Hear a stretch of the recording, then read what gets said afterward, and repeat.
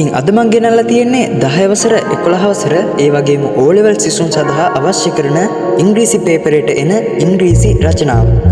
ඔයා වීඩියෝ එක බලන්න කලින් අපේ YouTube channel එක subscribe කරලා වීඩියෝ එක බලන්න පටන් ගන්න. වීඩියෝ එක වැදගත් වෙයි කියලා හිතනවා නම් යාළුවන්ටත් බලන්න share කරන්න.